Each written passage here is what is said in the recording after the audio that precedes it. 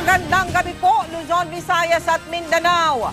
Kapapanalo pa lamang sa bakbakan nila ni Brandon Rios, nahaharap sa panibagong laban si pambansang kamao Manny Pacquiao.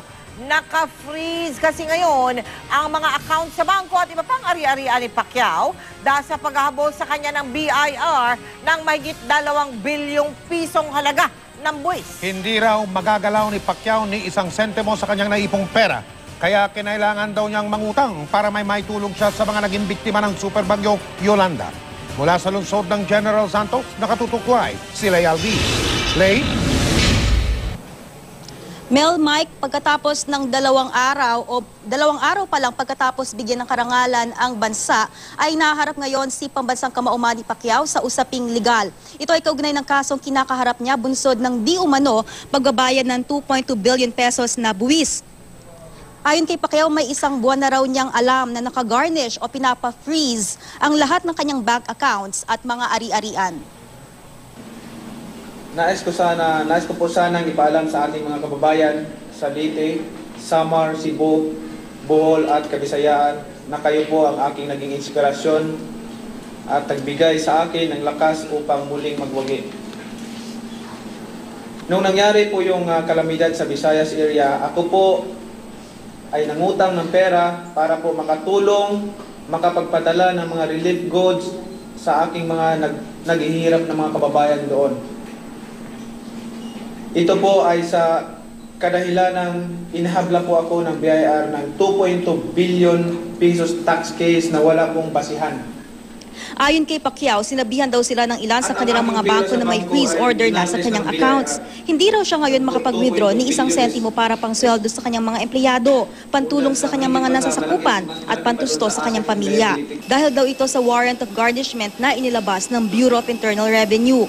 Ang warrant of garnishment ay inilalabas ng BIR laban sa mga umunoy delinquenting taxpayer na may kinakaharap na kaso para mapigil daw ang mga ito na makuha, ma-dispose o magamit ang pera sa bangko habang sumasailalim sa paglilitis. Ang pera ko po na ginarnish ng BIR ay hindi po nakaw at hindi po ito PDAP o DAP.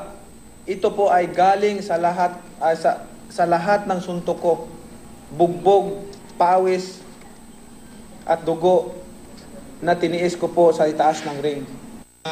Para sa taong 2012, kasama si Pacquiao sa top income taxpayers ng BIR. Pang-36 siya sa listahan dahil sa ibinayad na 22.38 million pesos na buwis. Pero batay sa kasong isinampa ng BIR, 2.2 billion pesos pa ang hinahabol sa kanya, na kulang umano sa binayaran niyang fees para sa mga taong 2008 at 2009. Also, the BIR claims I earned more than what I actually did, without any evidence to back it up. They ignore factual information given by Top Rank and HBO and insisted I have earned more. My lawyers have given them all the information that they want and they still refuse to believe. I really don't know why I am being singled out. Di rin daw tinatanggap ng BIR ang katunayan ng pagbabayad niya ng buwis sa Amerika. Sa Amerika kasi, pag nagbayad ka ng tax, ang IRS magbibigay sa'yo ng kopya. So yung kopyang ibibigay mo rin dito sa Pilipinas. Ang problema doon, yung ibibigay mo rito, ayaw tanggapin dahil gusto nila yung original. Ang IRS hindi man nagbibigay ng original.